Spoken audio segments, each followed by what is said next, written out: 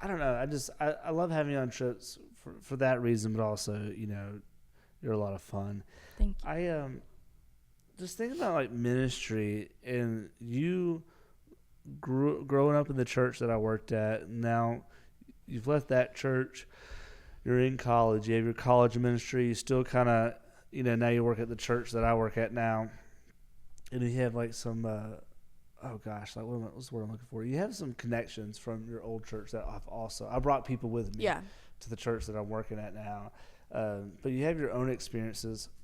Where has and I like this because everybody who's listening right now, we all have different seasons of life where we've gone from either like one thing in our life, things happen, whether we either move or we get married or we start a family or we go off to college or whatever it is, and you have to transition into a new season of life.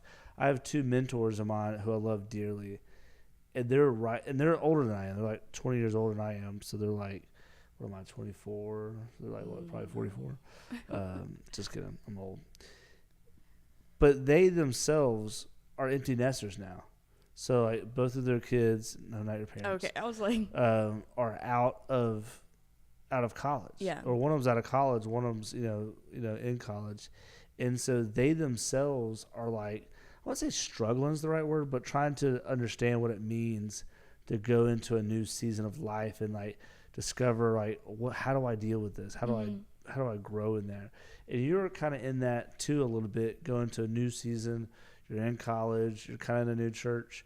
What are some things that have helped you stay close in your faith and helped you adjust to this season? I definitely think like finding community, like where my feet are at in the moment. Like I think being able to find a good community in Milledgeville has been really helpful because like I think I've grown in just my faith in a different way that's not necessarily like my youth groups or my parents or my old church. Like it was like finding kind of my own faith, and like hearing from like new people and like new experiences and like how other people grew up and how they found faith like was definitely kind of helped me to transition from like a high school youth group into a more not mature because I think there were some very mature people at our old church, but like a different kind of thing that helps me come into this season as an intern to be able to give a little bit more. Because I think if I just was like willy-nilly, like didn't have a community down in Milledgeville, like I don't think I'd be able to like foster as much like relationship here, if that makes sense, and like understand new people and like their backgrounds and that kind of stuff. I don't know if that makes any sense. Yeah, no, I think so. Have you seen God be faithful? Like, do you have a particular story or circumstance where you're like, God, I'm stepping out into this season that's different, and I'm stepping out with courage, a spirit of courage, and not that like God has to prove anything to us, but God makes some really incredible promises. And so, have you able to see God's promise or see God's love interwoven, and you're like, oh, that's affirming to what I'm doing. I see God being faithful in that. Yeah. Do you have any instances where you've seen that or seen God just show up in big ways? I think so. I like it was last spring semester, like my freshman year, I had like been involved in the ministry that I was in the fall, but like I hadn't really stepped into any type of role there. Like I kind of felt like I was there and I was learning, but it wasn't like I was still kind of connected at home in a lot of ways. Then like just things kind of changed with moving into that spring semester, and then someone invited me to join leadership down there, like at the ministry that I'm involved with, and it was kind of like I kind of found a little bit more purpose in that. And then it was placed on me to lead a freshman Bible study, and so just like seeing God's faithfulness through that I was able to have another leadership role where I feel like I do well pouring into the younger generation.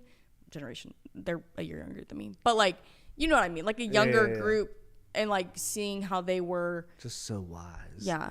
I don't mean like wise, but just like being able to like I know, like I'm I just was, messing with yeah, you. like I was there a year ago and like giving them a space to feel more connected, like coming like right in as freshmen. And like it wasn't a huge group, but they were like amazing people. One being a girl from our youth group, and I was just like Sage, shout out Sage. So like getting to see her like in a college experience and being there with her for that was really cool too. So like I feel like I saw God's faithfulness in giving me like similar experiences that like have helped me to be in this role too. I don't know if that makes sense.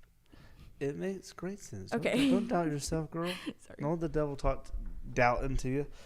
No, I've seen you firsthand. It's like, yeah, you're one of my favorite people.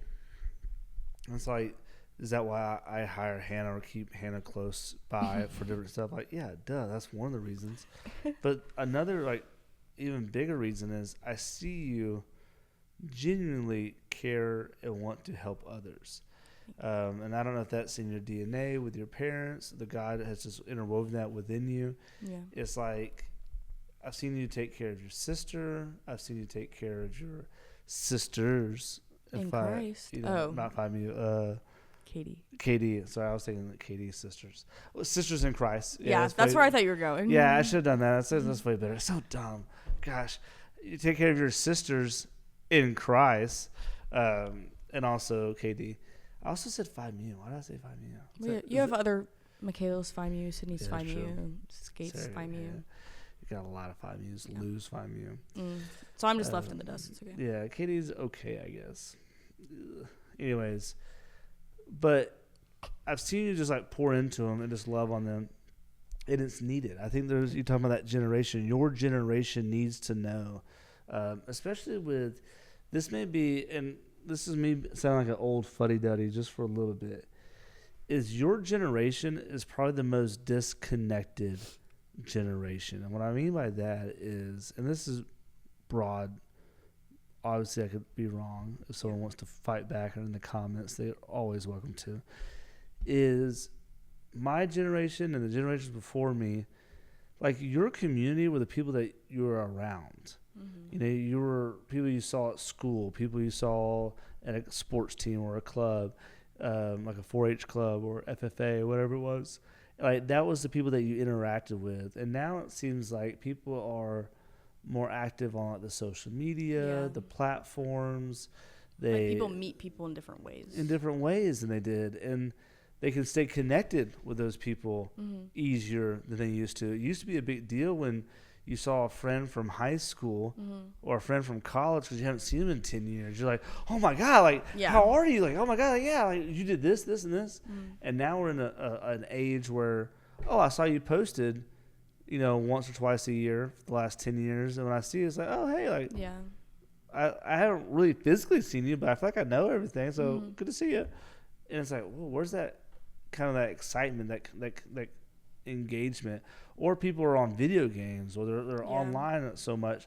So they don't know how to have small talk. They don't know how to make community because the community has always been more online.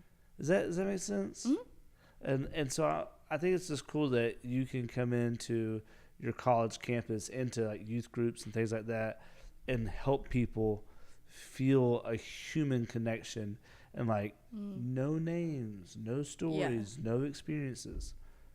So just bragging on you for a little bit. Thank you. I appreciate it. Yeah. And I encourage folks to do the same. Like whatever you're at, whatever you're doing, is like, how do I make more authentic, genuine connections? How do I take where I'm at, whether it's in a church or some thing you're doing as a parent, whatever it may be, and go like, how do I make a larger community and connect with people? So, I don't know. Was that too much? I don't think so. That sound old right there. And I'm like, oh, you and your technology. Yeah. You and your TikToks. I feel like technology brings good things, like you're saying, like